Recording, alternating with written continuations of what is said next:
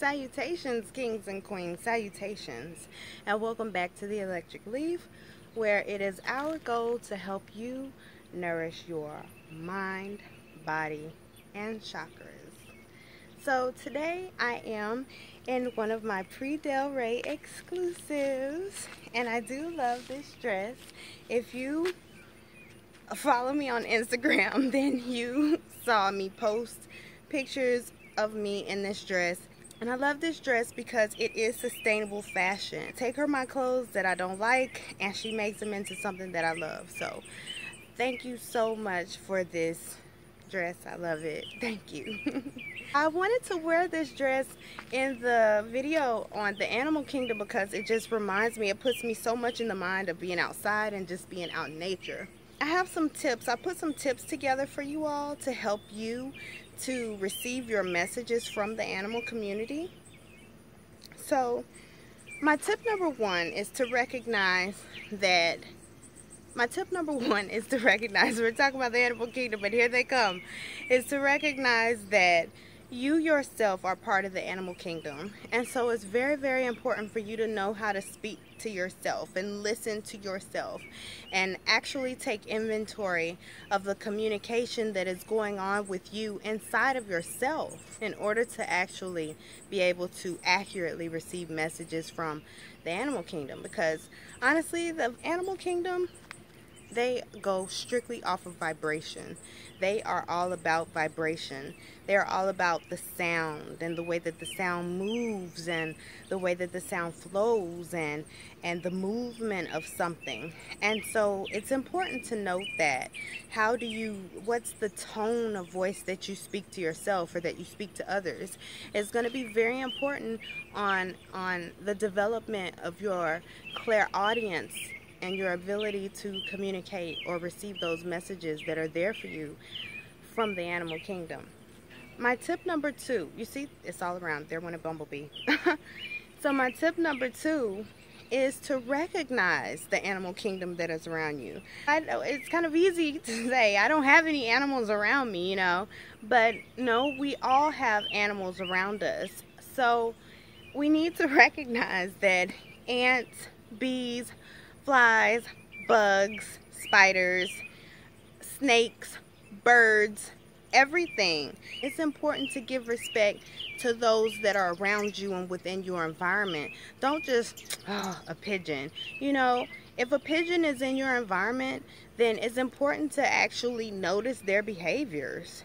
If you have a dog, it's important for you to notice those behaviors so that you can understand patterns, so that you can begin to understand when your animal may need you, or when they are hungry, or when they may need to go to the bathroom. It's a type of communication, or when they're warning you about something, when something's not right. Because animals bring us congratulations, love, warnings, all of the things that regular communication brings, except it brings it on a more truthful level, a truthful vibration.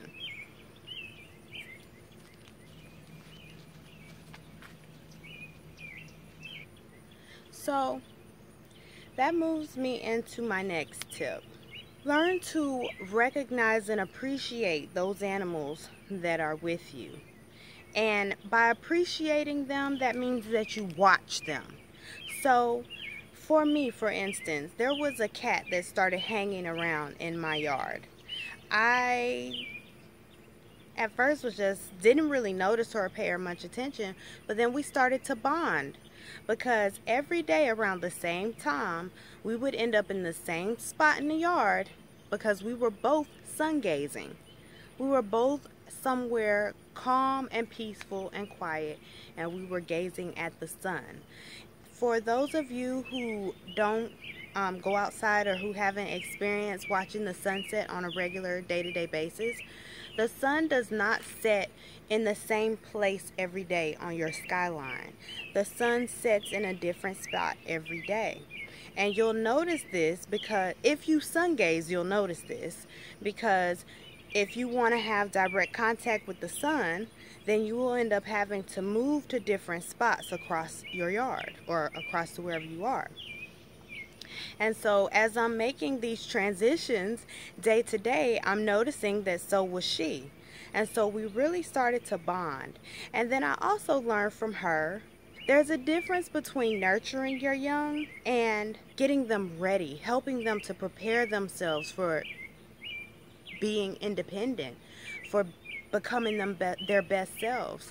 And I watched her nurture her kittens and love them and protect them. I watched her show them first, don't deal with humans. Even though she dealt with us, her first thing to teach her kittens was don't deal with humans, because that was probably based on what she has learned as being an outdoor street cat. So that was her first thing, was to let them know no. But then as time rolled on, she began to bring them around us specifically. But she needed them to understand the foundational rule first. And as a mother, I respected that space. As a mother, I understood what she was doing and I let her do her thing. I also recognized how she loved them and how she nurtured them, and also how she allowed them to go. I learned things from so many different animals. I've learned lessons from ants. I've learned lessons from bees. I've learned lessons from birds, wasps. I've learned a lot of lessons from just simply observing these animals within their environment, or when they come into my vicinity, and acknowledging them. Like right now, I see two birds flying with one another. To me, that is communicating unison, and that is communicating love, and that is communicating just smooth and easy sailing, and that there is nothing to worry about. And that sometimes things are great. My spirit guides may try to communicate with me by putting two birds in my vicinity, in my field of view at that time where I'm feeling low, because that's how spirit guides work.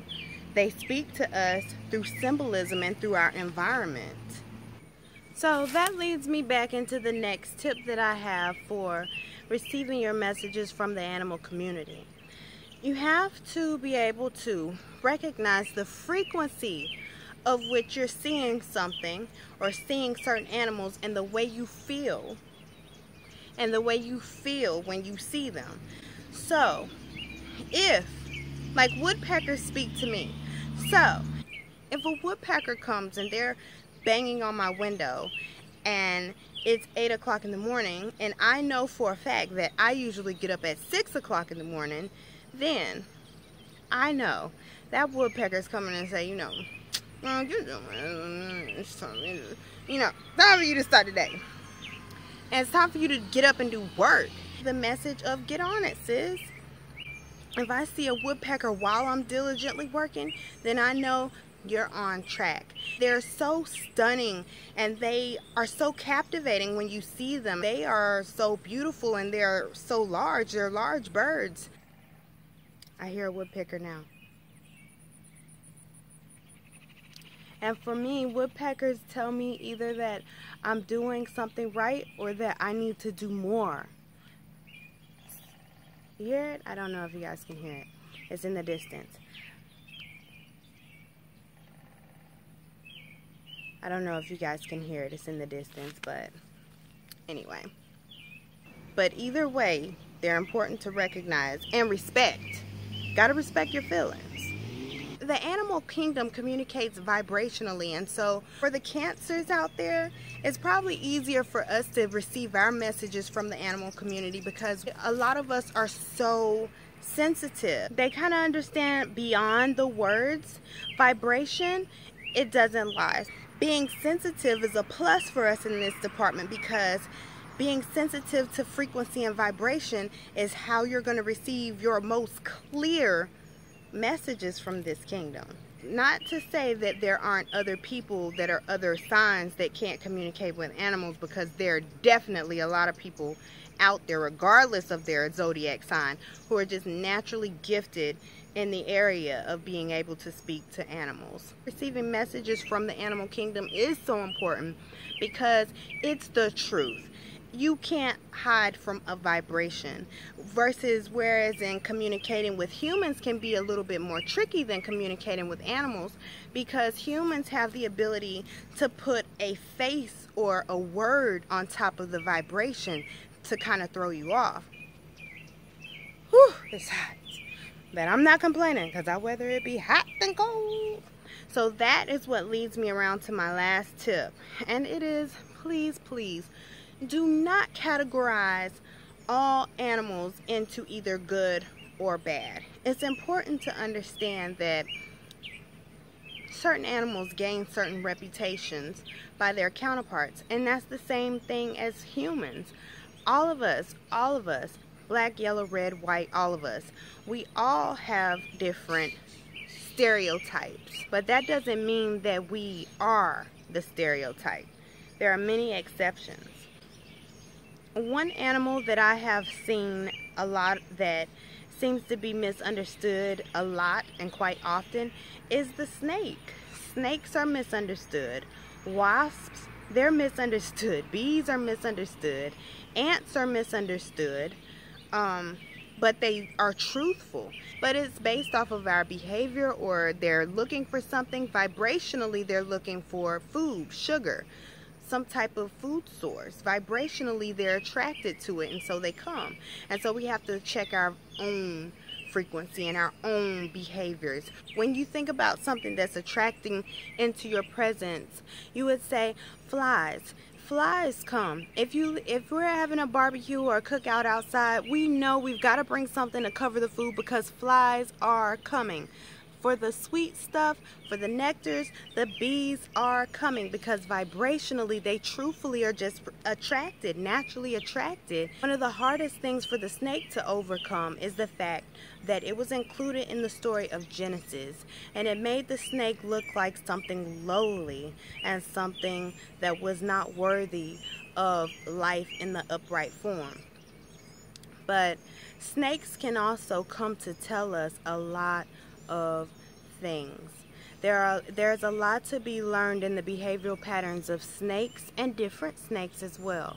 I'm not telling anybody to go out there and follow a snake around or try to trap a snake. That's not what I'm saying. But what I am saying is that you just have to pay attention to the animals in their natural environment in order to recognize the truth in nature and the messages that are being brought to you. I had a little snake to visit in the yard the other day.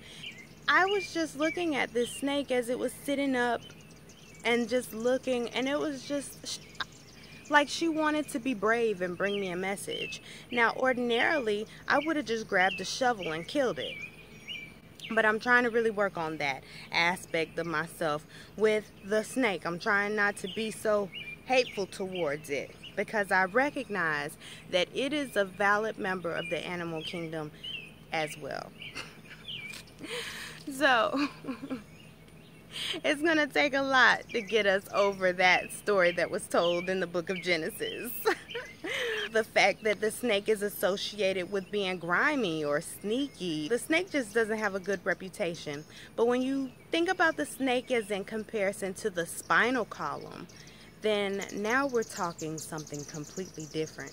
We're speaking on a whole different vibration of how to associate regeneration with the idea of the snake, regeneration of nerves, regeneration of life, the renewal of life, the strength of life. Snakes are strong, snakes are able to regenerate. So it really comes down to those messages. What is it that we are vibrating with? What is it that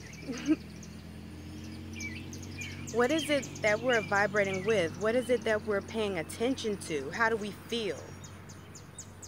So that's where I'm going to leave you all with that. Get in touch with yourself.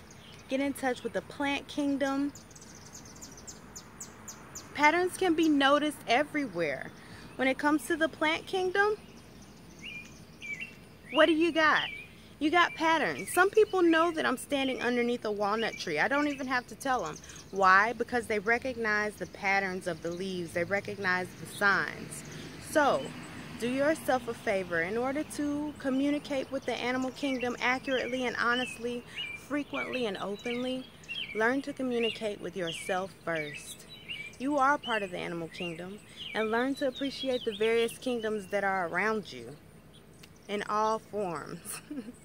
So as always, sending you all love and encouraging you all to continue to vibrate love. and vibrate well. See y'all next time. Time for me to get some water, 'cause it's hot out here.